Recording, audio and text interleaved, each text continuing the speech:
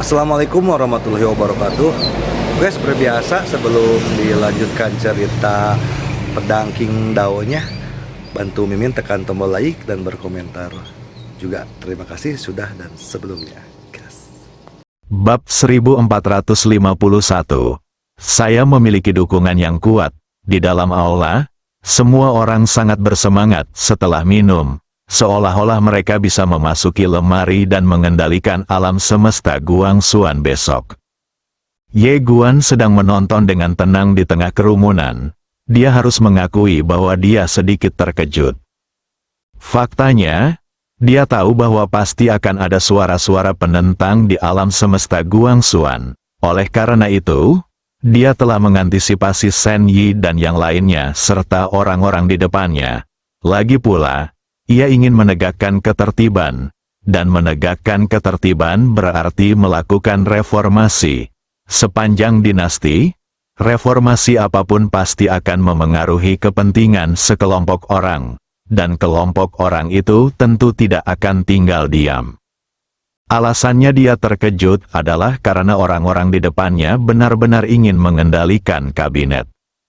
Tentu saja, itu normal. Sejak zaman dahulu, ketika pengusaha mencapai level tertentu, mereka secara alami ingin mengendalikan politik. Saat itu, seorang pria berjalan cepat ke arah Zhou Qin dan membisikkan sesuatu kepadanya. Ye Guan menyipitkan matanya sedikit. Dia secara alami dapat mendengar apa yang dikatakan pihak lain. Hampir pada saat yang sama, sebuah suara tiba-tiba terdengar dari lautan kesadarannya. Din, orang-orang kita telah mengepung tempat ini. Ye Guan berkata dengan tenang, seseorang telah memberinya petunjuk. Ini, orang yang menyampaikan pesan kepada Ye Guan terkejut. Jelas, dia tidak menyangka pihak lain telah menyusup begitu dalam dan masalah rahasia seperti itu bocor. Di atas panggung, wajah Zhou Qin tiba-tiba berubah setelah mendengarkan laporan tersebut. Tetapi segera kembali normal, dia menyapukan pandangannya ke tengah kerumunan, mencari sesuatu. Tak lama kemudian tatapan matanya tertuju pada Ye Guan, karena Ye Guan sedari tadi menatapnya. Tatapan mata bertemu. Seseorang kemari. Pada saat ini, suara Zhou Qin tiba-tiba terdengar, bagaikan guntur yang menggelegar, langsung membuat semua orang yang ada di lapangan ketakutan. Begitu dia selesai berbicara, beberapa pria berpakaian hitam tiba-tiba muncul di tempat kejadian. Pria berbaju hitam ini semuanya sebetulnya berada di level Sein. Semua orang di aula itu bingung. Zhou Qin menatap Ye Guan, "Siapa kamu?" Semua orang menatap Ye Guan, menjadi semakin bingung. Ye Guan tersenyum dan berkata, "Saya juga seorang pengusaha." Zhou Qin menatap Ye Guan dan bertanya, "Kamu bergerak di bidang apa?" Ye Guan berkata, "Kamar dagang itu disebut Paviliun Xiambao." Paviliun Xiambao, semua orang mengerutkan kening dan saling memandang, tetapi semuanya menggelengkan kepala. Jelas saja mereka belum pernah mendengarnya. Zhou Qin menatap Ye Guan sejenak dan berkata, "Tangkap dia." Intuisinya mengatakan bahwa pasti ada sesuatu yang salah dengan orang di depannya. Begitu suara itu terucap, beberapa orang kuat alam suci menyerbu langsung ke arah Ye Guan. Mereka sangat cepat dan tiba di depan Ye Guan dalam sekejap mata. Akan tetapi, pada saat berikutnya, mereka terlempar mundur sebelum mereka sempat bereaksi. Dalam proses terbang mundur, jiwa mereka hancur sedikit demi sedikit, seperti selembar kertas yang terbakar. Pada saat ini, semua orang di aula terkejut dan menjauh dari Ye Guan. Di kejauhan, Zhou Qin menunjuk Ye Guan dengan marah. "Aku tahu ada yang salah denganmu." Ye Guan tersenyum dan berkata, "Apakah Presiden Zhou tidak akan melarikan diri?" "Melarikan diri?" Zhou Qin tertawa, "Kamu sangat naif." Ye Guan berkata, "Oh." Zhou Qin menatap Ye Guan. Saya baru saja mendapat kabar bahwa kabinet sementara telah melakukan beberapa perubahan. Tapi kenapa? Alam semesta Guangxuan adalah alam semesta yang diatur oleh hukum. Kita hanya mengadakan pertemuan biasa di sini. Hukum apa yang telah kita langgar? Ye Guan tersenyum dan berkata, bukan itu yang baru saja aku dengar. Zhou Qin tersenyum namun tidak mengatakan apapun. Ye Guan berkata, sepertinya Presiden Zhou tidak berniat membiarkanku pergi dari sini hidup-hidup. Zhou Qin menunjukkan senyum jenaka di sudut mulutnya, kamu masih punya otak. Begitu dia selesai berbicara, seorang pria berjubah hitam tiba-tiba muncul di belakangnya, dan kemudian aura yang kuat tiba-tiba menyelimuti lapangan. Napas Kaisar. Semua orang di aula terkejut. Orang kuat setingkat Kaisar Agung bukanlah puncak di alam semesta Guangxuan, tetapi dia jelas bukan sesuatu yang dapat dilawan oleh kekuatan biasa. Sekarang jumlahnya tidak lebih dari 10.000 Kaisar alam semesta Guangxuan. Begitu Kaisar yang kuat itu muncul, matanya tertuju pada Ye Guan. Zhou Qin menatap Ye Guan, siapa yang mengirimmu?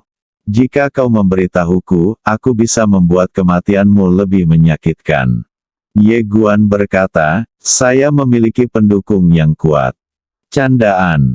Zhou Qin tertawa, di alam semesta Guangxuan, tidak lebih dari segelintir orang yang memiliki pendukung lebih kuat dariku, dan di antara segelintir itu, hanya keluargamu yang bisa membuatku sedikit takut. Keluargamu. Alasan mengapa keluargamu memiliki status transenden di alam semesta Guangxuan secara alami karena Muyu. Tentu saja, keluargamu sangat rendah hati. Pembatasan Muyu terhadap keluargamu telah mencapai tingkat yang keterlaluan. Tidak ada seorang pun dari keluargamu yang diizinkan memasuki otoritas akademi. Semua orang jenius dari keluargamu dikirim untuk mengalami kesulitan. Alasan mengapa dia melakukan ini tentu saja karena dia telah menerima bimbingan dari Sui Gujin. Kata-kata asli yang diberikan Sui Gujin padanya adalah, semakin rendah hati keluargamu, semakin lama mereka akan hidup. Meskipun keluargamu sangat rendah hati, tidak ada kekuatan yang berani meremehkan mereka. Lagi pula, Muyu sekarang adalah kepala kabinet sementara. Ye Guan tidak mengatakan apa-apa, dia menunggu. Melihat Ye Guan tetap diam, mata Zhou Qin dipenuhi dengan niat bunuh dia. Begitu dia selesai berbicara, Kaisar di belakangnya tiba-tiba melangkah maju. Dengan langkah ini, momentum Kaisar menyapu ke arah Ye Guan seperti banjir. Sebagai seorang Kaisar, kendalinya atas kekuasaan tentu saja sangat mengerikan. Kekuatan yang dilepaskannya hanya ditujukan pada Ye Guan. Hanya Ye Guan yang bisa merasakannya, tidak ada orang lain yang bisa merasakannya.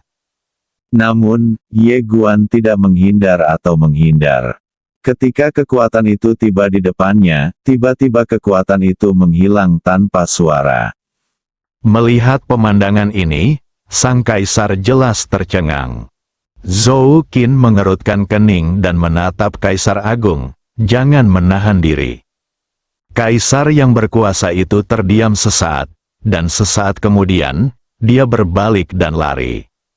Melarikan diri, tindakannya membingungkan semua orang di lapangan, termasuk Zhou Qin yang membuka mulutnya, matanya terbelalak, dan otaknya mengalami korsleting.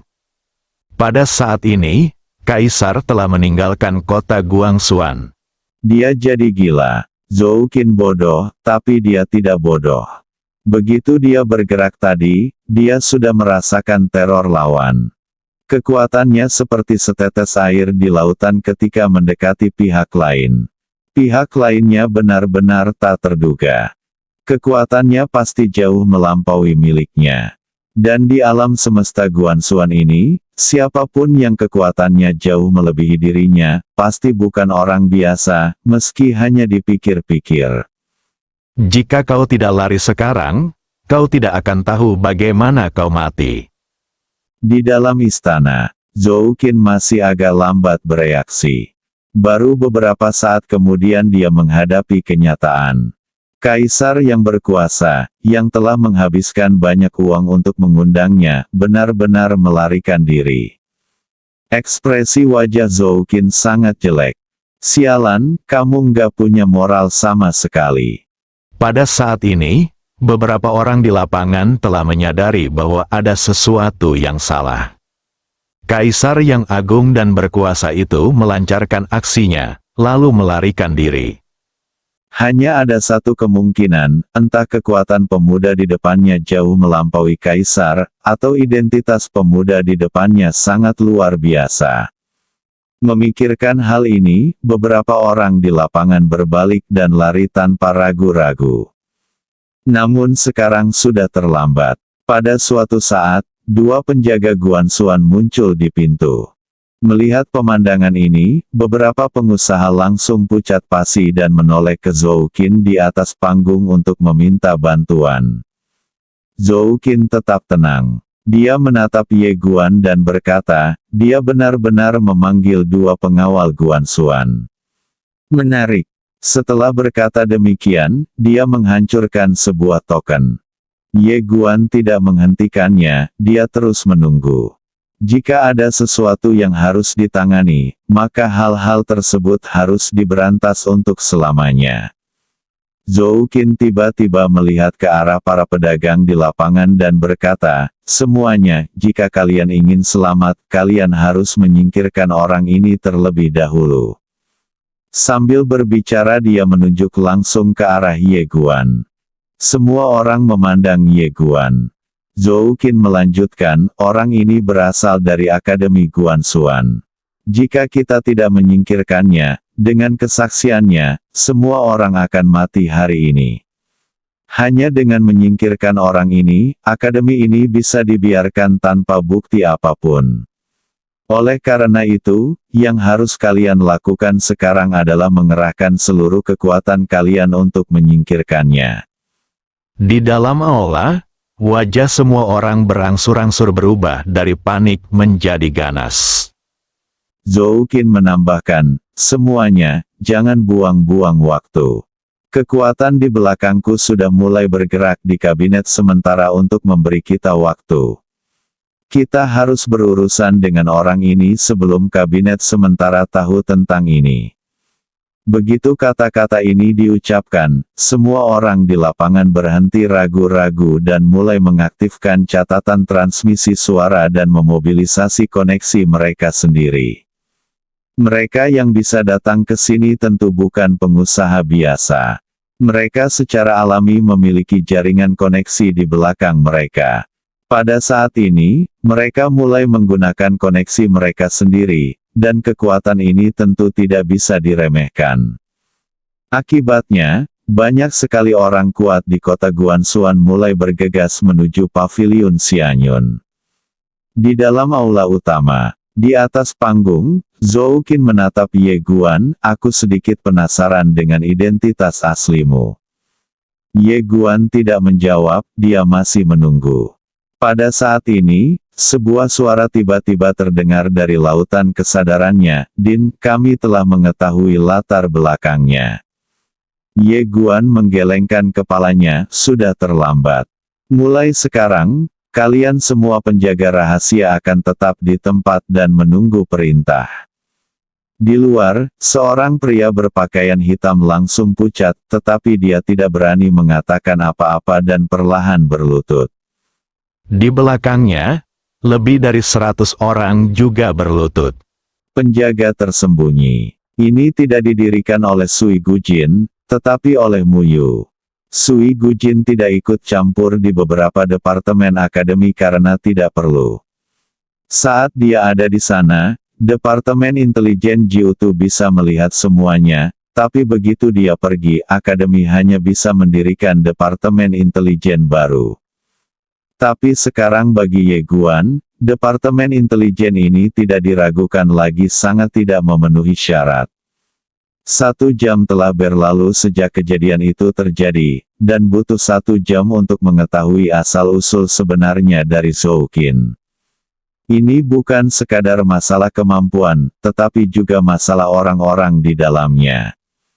Pada saat ini, Zoukin tiba-tiba tertawa. Dia menatap Ye Guan dan berkata, orang-orang kita sudah mengepung bagian luar sekarang.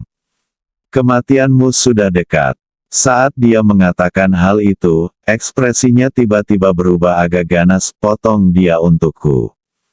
3 kaisar yang lebih kuat muncul di sekitarnya. Selain ketiga kaisar tersebut, ada juga banyak orang suci yang kuat. Mereka menatap Ye Guan, dan aura yang kuat menyapu ke arah Ye Guan seperti air pasang. Pada saat ini, penampilan Ye Guan mulai kembali normal sedikit demi sedikit. Bab 1452, apakah aku berutang sesuatu padamu? Di dalam aula, mata para pedagang semuanya merah. Bagi mereka, mereka tidak punya jalan keluar sekarang, dan membunuh pemuda di depan mereka adalah satu-satunya cara mereka untuk bertahan hidup. Kemarahan dapat membuat orang kehilangan akal. Tepat ketika semua orang bergegas menuju Ye Guan, Zoukin di atas panggung diam-diam mundur, karena dia mendapati bahwa masalah ini sama sekali tidak sesederhana itu. Pemuda di depannya begitu tenang dan kalem, pasti ada masalah. Demi alasan keamanan, dia memutuskan untuk menyelinap pergi terlebih dahulu. Terlebih lagi intuisinya mengatakan bahwa jika dia tidak pergi, sesuatu yang buruk akan terjadi, karena perasaan gelisah di hatinya menjadi semakin kuat. Tentu saja, yang paling penting adalah seseorang dari atas menyuruhnya pergi dengan cepat. Meski tidak disebutkan alasannya, yang pasti masalah ini jelas tidak sederhana. Lebih baik kabur dulu, selama pegunungan hijau masih ada. Tidak akan ada kekurangan kayu bakar. Namun, pada saat ini, penampilan Ye Guan telah kembali normal. Wajah orang-orang kuat yang menyerbu ke arah Ye Guan berubah drastis. Mereka berhenti di tempat mereka berada, masing-masing seperti patung tanah liat dan ukiran kayu di kuil liar. Pada saat itu, seluruh aula sunyi senyap dan terdengar suara jarum jatuh. Dekan, para pengusaha terbelalak dan semuanya ketakutan. Pada saat ini, udara membeku. Zoukin yang hendak melarikan diri, terpaku di tempatnya saat ini. Dia menatap Ye Guan dengan wajah pucat dan gemetar ini. Bagaimana ini mungkin? Ketika dia berbicara, rasa takut yang tiba-tiba menyerbu hatinya langsung menjalar ke seluruh tubuhnya.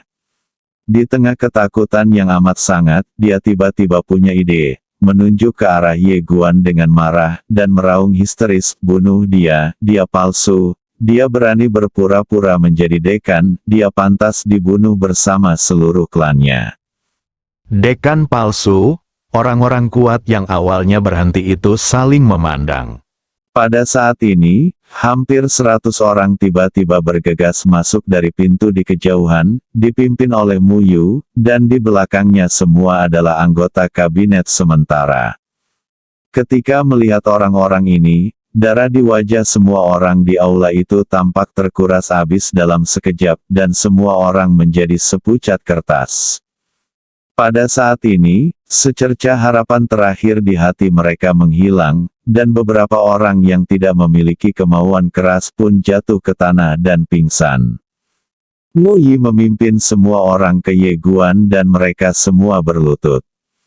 Ye Guan tetap diam. Keheningannya membuat semua orang merasa seolah-olah ada gunung yang menekan hati mereka, membuat mereka sulit bernapas.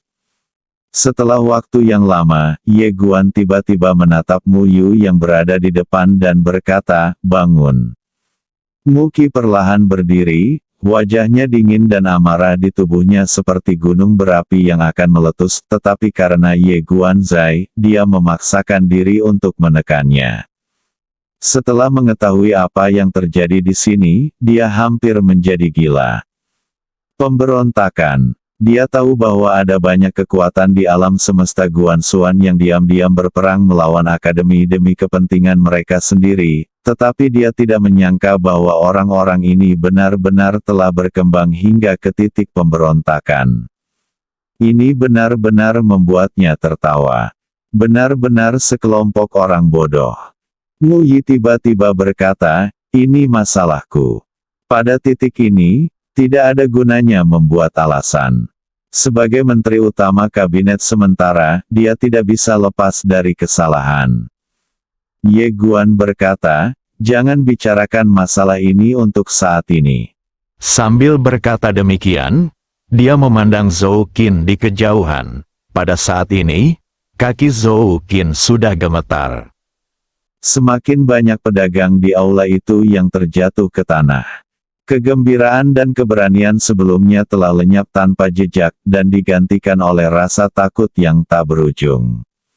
Ye Guan tiba-tiba membuka telapak tangannya, dan sebuah bola kristal muncul di tangannya. Dia mengetuk bola kristal itu pelan-pelan, lalu tirai cahaya muncul dari sana, memainkan semua kejadian yang pernah terjadi di aula sebelumnya. Ketika mereka mendengar kata-kata kasar Zhou Qin kepada Ye Guan, wajah Mu Yu dan menteri lain di belakangnya tiba-tiba menjadi sangat jelek. Dan ketika mereka mendengar bahwa Zhou Qin benar-benar ingin mengendalikan kabinet dan mengendalikan alam semesta Guangxuan, semua orang mengalihkan pandangan mereka ke Zhou Qin, dan niat membunuh di mata mereka sama nyatanya dengan substansi. Ye Guan tiba-tiba berkata, Yuan Zhen. Begitu dia selesai berbicara, seorang lelaki tua gemetar dan berjalan keluar dari belakangnya. Dia perlahan berlutut, Din. Ye Guan memandang Yuan Zhen, keluarga Yuan sungguh hebat. Yuan Zhen cepat-cepat bersujud dan berkata dengan gemetar, Din, ini semua salahku karena salah urus. Ye Guan tidak memberinya kesempatan untuk berbicara, tetapi berbalik untuk melihat Mu Yu, apakah kamu sudah mengetahui siapa dari keluarga Yuan yang terlibat? Mu Yi mengangguk, semuanya telah diselidiki. Setelah mengatakan ini, dia ragu-ragu. Ye Guan berkata, bicaralah. Mu Yu berkata dengan suara yang dalam, beberapa sekte abadi dan klan kekaisaran utama pada saat itu semuanya berpartisipasi. Beberapa tidak berpartisipasi secara mendalam, hanya orang-orang di bawah yang berpartisipasi. Beberapa berpartisipasi sangat mendalam seperti sekte ilahi. Orang-orang yang memberitahu dia kali ini adalah Yuan Ling dari klan Yuan dan Li E dari sekte ilahi. Keduanya adalah anggota kabinet sementara. Sambil berbicara dia melambaikan tangannya dan mereka berdua pun mendekat. Ye Guan tersenyum dan berkata, tidak heran dia berani bersikap begitu sombong. Mu Yi berbisik, ada juga orang yang terlibat. Ye Guan langsung menyela, semua yang terlibat akan dikuliti. Tubuh dan jiwa mereka akan digantung di depan gerbang kota, dan dibakar dengan api yang. Mereka tidak akan dibiarkan mati dalam 100 tahun. Ketika kata-kata ini diucapkan, semua orang di lapangan terkejut. Mu Yu juga terkejut. Tidak.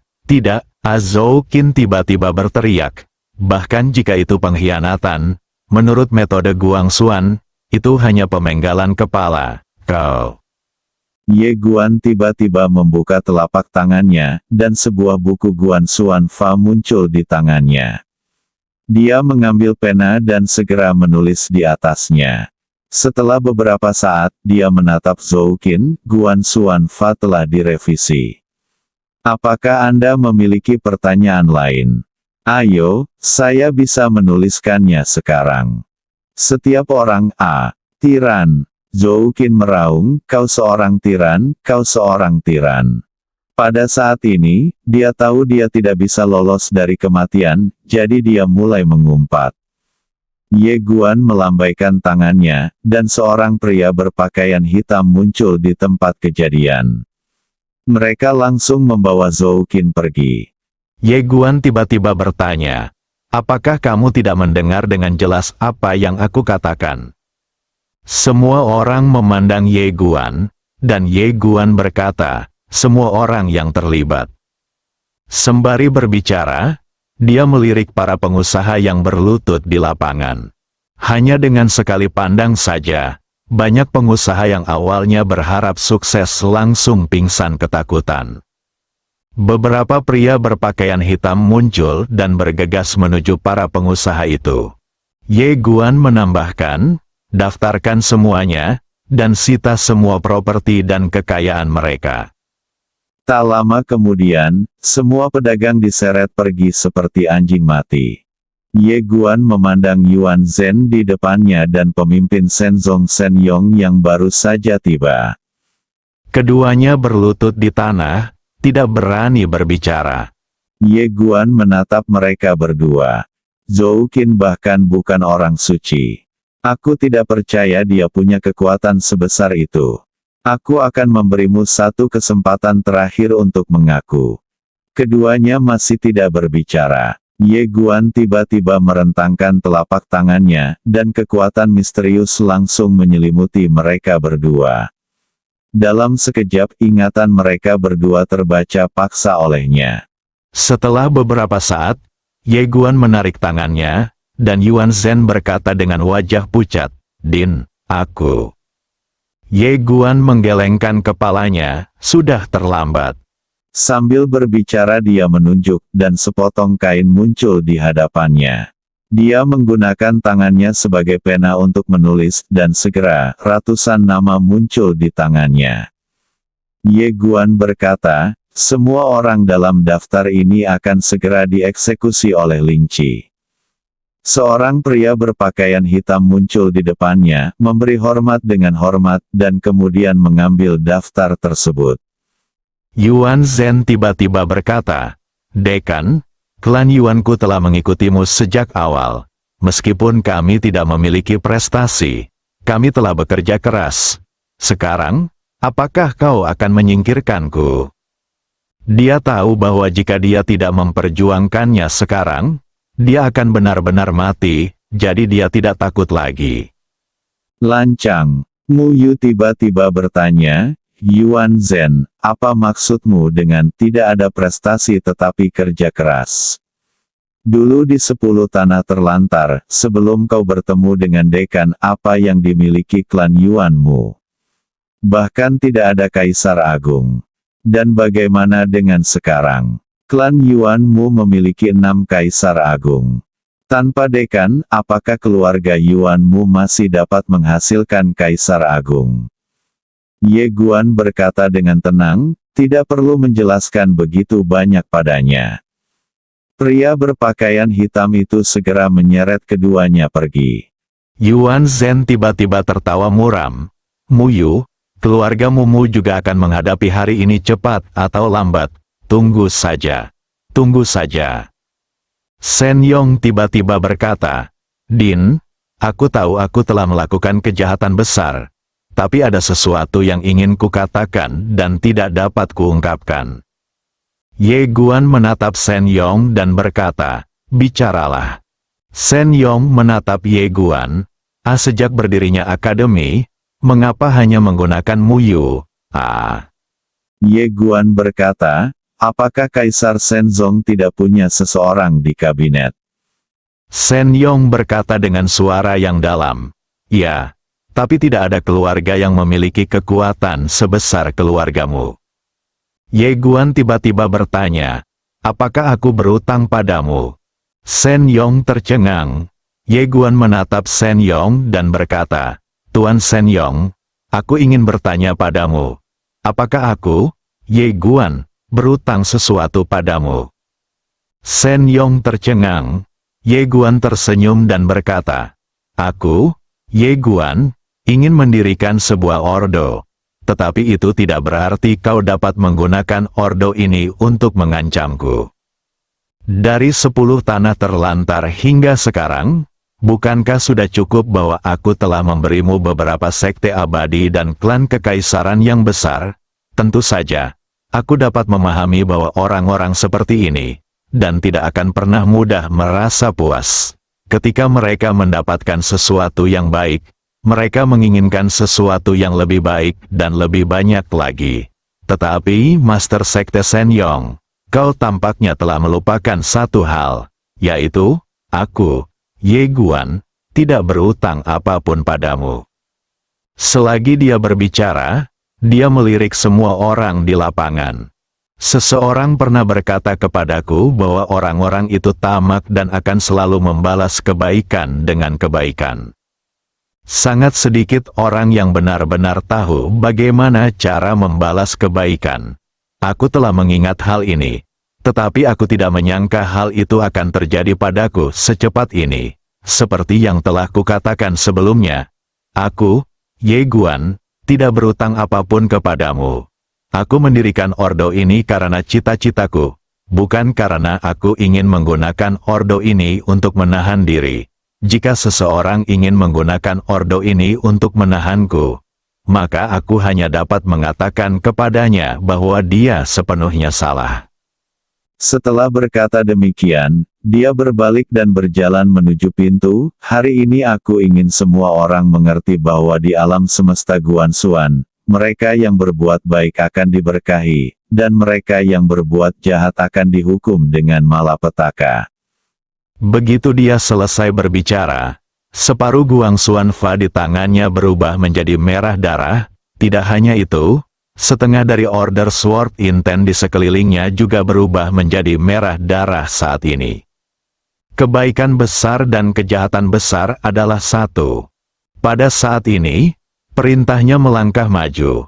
Sekalipun dia tidak menggunakan kekuatan iman, kekuatannya setara dengan seorang penguasa peradaban. Di belakangnya, Sen Yong dan yang lainnya pucat dan pingsan karena putus asa. Pada saat ini, mereka sungguh menyesali keputusan mereka. Keserakahan itu merugikan. Seperempat jam kemudian, di gerbang kota Guanxuan, lebih dari 10.000 orang disiksa hingga mati, ribuan dikuliti hidup-hidup, dan kemudian jiwa mereka perlahan-lahan dibakar dengan api yang... Teriakan itu begitu menyakitkan hingga mengguncang dunia. Dan di bawah tembok kota ada tirai cahaya tergantung, di dalamnya diputar gambar-gambar konspirasi Zhou Qin dan lainnya. Melihat Zhou Qin dan yang lainnya bersekongkol di balik tirai cahaya, banyak orang yang berkumpul di sekitarnya dipenuhi dengan kemarahan yang benar, lalu mereka berteriak, bagus sekali, bakar binatang buas ini sampai mati. Di tengah kerumunan, Ye Guan diam-diam memperhatikan segala sesuatu di sekitarnya. Setelah sekian lama, katanya, menggunakan metode jahat terhadap orang jahat dapat memperoleh dukungan dari orang baik. Setelah berkata demikian, dia berbalik dan pergi. Xiaota berkata, akhirnya, kami bisa berkembang dengan baik. Ye Guan tersenyum dan berkata, Tuan Ta, apa yang sedang Anda pikirkan? Bagaimana kita bisa berkembang dengan baik? Xiaota bertanya dengan bingung. Apa? Ye Guan mengangkat kepalanya dan menatap ke kedalaman galaksi, lalu berbisik, Guru Ta, pemilik Dao Pen sedang mengincar kitab suci tembok yang rusak, dan Nona Sui Gujin juga sedang mengincar kitab suci tembok yang rusak, dan mereka berdua menggunakan akal mereka untuk merebut kitab suci tembok yang rusak. Apa maksudnya ini? Xiaota bertanya, apa artinya? Ye Guan berkata dengan lembut, itu artinya mereka tidak terkalahkan di alam semesta utama. Dengan kata lain, pasti ada petinggi lain yang menguasai sutra penghancur tembok. Jika kamu jadi mereka, apa yang akan kamu lakukan? Xiaota berkata, jika aku jadi mereka, aku akan bergabung denganmu. Ye Guan tertawa, Tuan Ta, sepanjang sejarah, setiap dinasti memiliki beberapa menteri yang berkuasa. Dan para menteri yang berkuasa itu semuanya berakhir dalam keadaan yang menyedihkan. Jadi mengapa mereka tidak melayani kaisar pada awalnya, alih-alih menjadi menteri yang berkuasa? Menara kecil itu sunyi. Ye Guan tersenyum dan berkata, karena kaisar tidak cukup kuat untuk membuat mereka benar-benar tunduk. Seperti yang dikatakan Sui Gujin, jika bibiku yang ingin menegakkan ketertiban, siapa yang berani mengatakan tidak? Namun, aku berbeda. Kekuatan dan kebijaksanaanku jauh lebih rendah daripada mereka. Kamu meminta mereka untuk tunduk padaku, bagaimana mungkin mereka mau? Selain itu, orang-orang seperti mereka sangat sombong di dalam hati mereka. Jika kamu ingin mereka tunduk, kamu harus jauh lebih kuat dan lebih bijaksana daripada mereka, sehingga mereka bahkan tidak dapat berpikir untuk melawan. Namun, Guru Ta, pikirkan tentang pemilik Penadao. Ayahku sangat luar biasa, apakah dia tunduk kepada ayahku? Xiao Ta mendesah pelan. Ye Guan melanjutkan, ayahku sangat luar biasa. Tetapi dia masih tidak bisa membuat guru Dao Pen-nya tunduk padaku.